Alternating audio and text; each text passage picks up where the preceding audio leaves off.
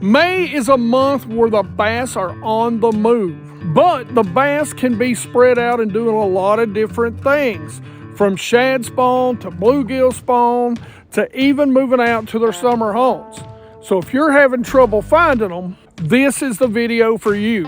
I'm going to show you 5 ways to find and catch those May bass. So one of the things I love about May is they start to group up out in deeper water. And so you can just get out there and throw that crankbait, man, and start cranking down on them. And, you know, you'd sit there and just pow, pow, pow, pow. Really love to do that.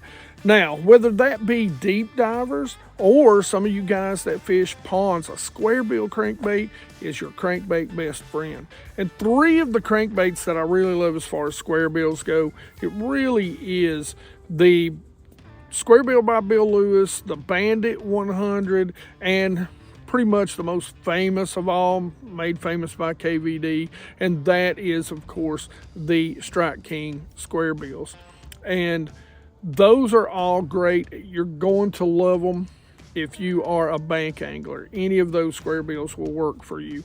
The Bandit is a little more on the finessey side, but a square bill is great. Now, when we talk about cranking that I like to do, it's a little bit deeper. You know, we fish these deeper lakes, and I love to get out on places like Douglas and even down on the Tennessee River and throw those big, you know, Strike King XD series, those, you know, 10 XD, those 8 and 6 XD. And, you know, I'll even get down into some of the Rapala.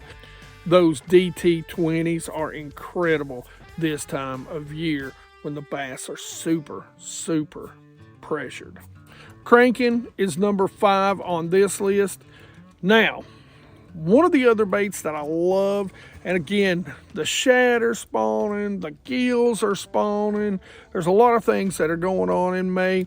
And in early May, one of the things that you can catch some big uns on is this right here, a glide bait. Now, this is a pretty affordable little glide bait.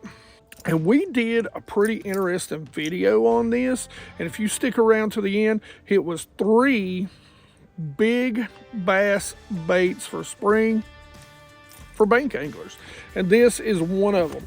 This is the Thunderhawk Cha-Cha Glide.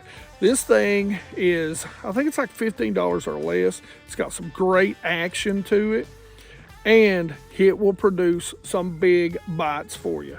When those bass, when the sun comes up and those bass run into the trees, this is what you want to use to work over top of their heads. It's going to call up those bass, and they're going to crush it when they come up. And like I said, going back, you know, May, the shad spawn and the gill spawn are going on, and a spinner bait is deadly that time of year. One of my favorites right here, this is the Dirty Blades from Nichols. And you can see I'm always pairing it with a grub of some sort, something that's going to match up. This is one of my favorites to use in May. Great looking shad color. One of my favorite spinnerbaits for the shad spawn is the Booyah Bone series. That is an incredible, I can't tell you how many years now we've used that since they've started doing that, and just crush them during the shad spawn. And then once those bluegill pull up on the bed, this is the first gen split blade. And let me tell you, we have wrecked them on this when they're feeding on bluegill. I take a green pumpkin swammer from X-Zone and put on here for a trailer, and I put a little chartreuse on the tail, and trust me, they destroy this little puppy right here. So a spinnerbait is number 3 on this list. Now, something that I love to throw, and I pretty much throw this from now all summer long, whether it be open water, around cover, bass that are chasing bluegill, shad, I don't care. It is money this time of year, and that is a soft jerkbait, especially one like the new 5-inch Whiplash Shad. Now, we've been big fans of the 6-inch Whiplash Shad for quite a while now. Caught a ton of bass on them. They've got some incredible action, rigged them a ton of different ways. But The new 5-inch for the lakes that I fish with the smaller shad, this sucker is going to dominate. Bass are already breaking over here. I'm going to tie this sucker on. But this sucker is going to dominate, I think, for me this spring.